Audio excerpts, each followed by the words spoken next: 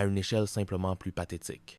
Ils se présentèrent devant Carol, l'air contrit. « Écoutez, Carol, on a eu un petit problème avec la cassette, » expliqua Hervé. « André a fait tomber le café dessus, elle est foutue. » Carol les regarda, un sourire carnassier aux lèvres. « Vous imaginez bien que j'ai fait une petite copie, n'est-ce pas? » Le soulagement de Jean-Claude se transforma en une terreur glaciale. « Venez avec moi, dit Carol.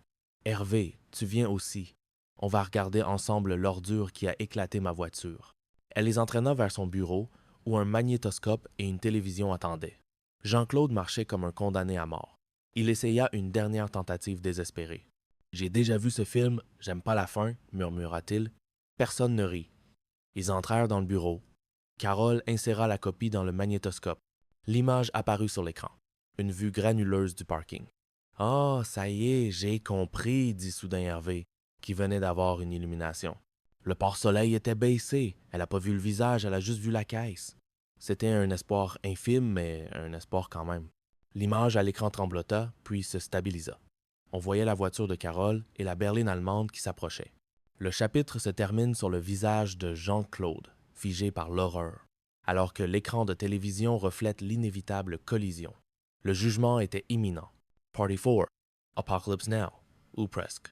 Chapitre 10. La kermesse des âmes damnées. La kermesse de l'école. Pour la plupart des parents, c'était une corvée annuelle. Un rite de passage obligé fait de gâteaux ratés, de spectacles d'enfants approximatifs et de sourires forcés. Pour Jean-Claude Convenant, c'était devenu un alibi universel, une excuse passe-partout pour justifier ses absences et ses mensonges. Mais ce samedi de juin, la fiction allait rejoindre la réalité. Sa femme, excédée par ses dérobades, l'avait contraint à participer. Il était là, en chair et en os, responsable du stand de Chamboultou. Le décor était d'une authenticité déprimante. La cour de l'école était parsemée de stands tenus par des parents plus ou moins enthousiastes. La pêche à la ligne avec ses canards en plastique fatigués, la course en sac, l'atelier maquillage, une odeur de crêpes trop cuites et de barbe à papa flottait dans l'air. Sur une petite scène improvisée, la chorale de l'école massacrait une chanson de Jean-Jacques Goldman. C'était la France des AP, association de parents d'élèves, un microcosme de bonne volonté et de rivalité mesquine. Jean-Claude, vêtu d'un tablier sur lequel était écrit « Le roi du Chamboultou », lançait mollement des balles en mousse sur une pyramide de boîtes de conserve. Il était misérable.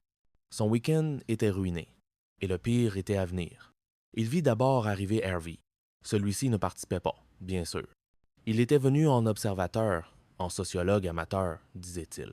En réalité, il était là pour tenter de séduire les mères célibataires, son terrain de chasse favori.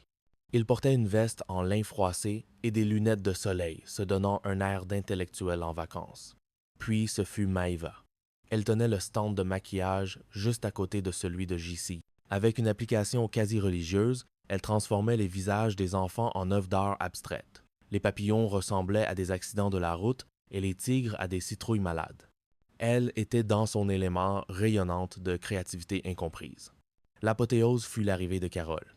Pas en tant que simple parente, non. En tant qu'invitée d'honneur. Le maire, dans un élan de clientélisme, lui avait demandé de tirer les numéros de la grande tombola.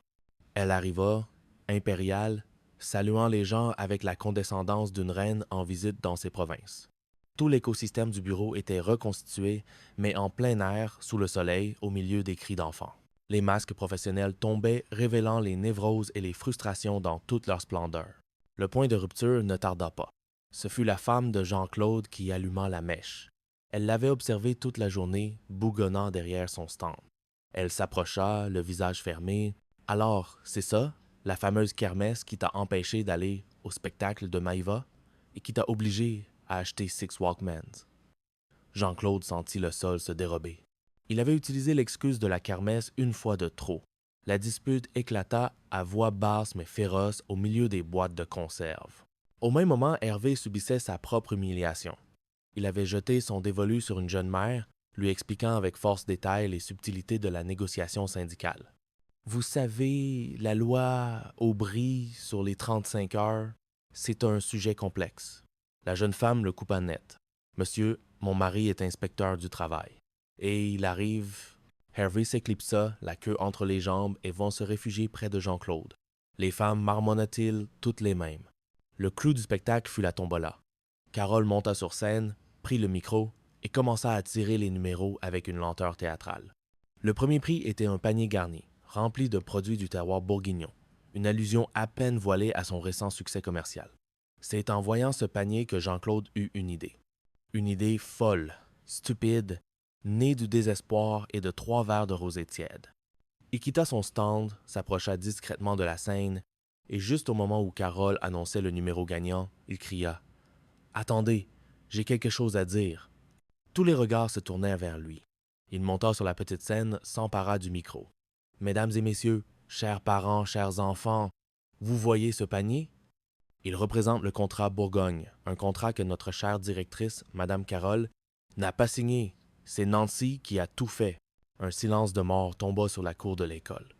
Carole le foudroya du regard. « Et vous, Hervé, » continua JC, en pleine vrille, « le grand délégué syndical, vous n'êtes qu'un lâche qui a volé le dossier Prolox pour avoir un rendez-vous en barque. » Hervé essaya de se fondre dans la foule. « Et Maïva, ton spectacle, il a été annulé. L'autruche, elle n'a jamais volé. » Il était en roue libre, un kamikaze de la vérité, détruisant toutes les illusions, toutes les conventions sociales qui maintenaient leur petit monde en équilibre. Il parla de la Xantia, de la cassette de surveillance, des Walkmans, de la Moldave, tout y passa. Quand il eut fini, il n'y eut pas d'applaudissements. Juste un silence assourdissant, rompu par les pleurs d'un enfant qui venait de faire tomber sa glace. Jean-Claude regarda ses collègues. Leurs visages étaient des masques de stupeur, de colère et d'humiliation. Il avait fait exploser la bombe. Il avait transformé la kermesse en un champ de ruines sociales. Et pour la première fois de la journée, il se sentit étrangement serein. Chapitre 11. Un café et l'addition. Le lundi suivant ne ressemblait à aucun autre. L'air dans l'open space était lourd, chargé d'une électricité statique faite de non-dits et de regards en coin. La machine à café, d'habitude épicentre bruyant de la vie sociale de l'étage, était devenue un lieu de recueillement silencieux. Les gens prenaient leurs gobelets, appuyaient sur le bouton et repartaient sur la pointe des pieds, comme s'ils sortaient d'une église. Jean-Claude arriva le dernier. Il s'attendait à être convoqué, licencié, être même exilé en Sibérie. Mais rien. Personne ne lui adressa la parole. Il était devenu un fantôme, un paria. Il se dirigea vers la machine à café, son chemin de croix personnel. Hervé était déjà là, fixant le tourbillon noir dans son gobelet en plastique. Il ne leva pas les yeux. « Salut » murmura Jean-Claude. « Salut » répondit Hervé. Ils restèrent là, côte à côte, 2 soldats vaincus partageant une dernière cigarette métaphorique. Le grand déballage de la kermesse avait tout détruit. Les réputations, les alliances, les petits arrangements avec la vérité. Il ne restait que la réalité crue et embarrassante. Maïva passa devant eux sans un regard, le visage fermé. Jean-Claude sentit un pincement au cœur. Il ne voulait pas lui faire de mal, il voulait juste. Il ne savait plus ce qu'il voulait. Puis Carole apparut. Elle marchait sans ses béquilles, la jambe encore un peu raide, mais le port de tête toujours aussi altier. Elle s'arrêta devant eux. Jean-Claude ferma les yeux, attendant la sentence. Elle les regarda l'un après l'autre. Un long silence s'étira. « Convenant », dit-elle finalement d'une voix neutre. « Mon bureau, dans 5 minutes. Apportez le dossier Bourgogne. » Puis elle se tourna vers Hervé. « Dumont, la prochaine fois que vous voulez défendre les intérêts d'un cadre supérieur, assurez-vous au moins qu'il est dans votre circonscription syndicale. » Elle s'éloigna, laissant derrière elle une traînée de parfums chers et de terreur. L'ordre ancien était restauré. La machine reprenait ses droits. Le chaos de la kermesse n'avait été qu'une parenthèse, une brève et folle rébellion avant le retour à la normale. Jean-Claude regarda Hervé. Un faible sourire se dessina sur leurs lèvres. Ils avaient perdu. Totalement. Mais ils avaient perdu ensemble.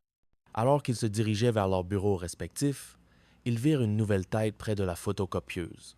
Un jeune homme, à peine sorti de l'école, l'air enthousiaste et plein d'espoir. Un nouveau stagiaire.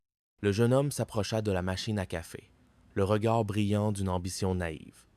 Il croisa le regard de Jean-Claude. « Bonjour, monsieur, » dit-il avec un grand sourire. « Comment ça va? » Jean-Claude le regarda, puis il regarda Hervé. Un univers de lassitude, de cynisme et de camaraderie passa dans leur échange silencieux. Le cycle. L'éternel retour. La comédie sans fin de la vie de bureau. Jean-Claude se tourna vers le jeune homme. Il prit sa voix la plus enjouée, la plus faussement optimiste. « La pêche, C'est le matin, j'adore.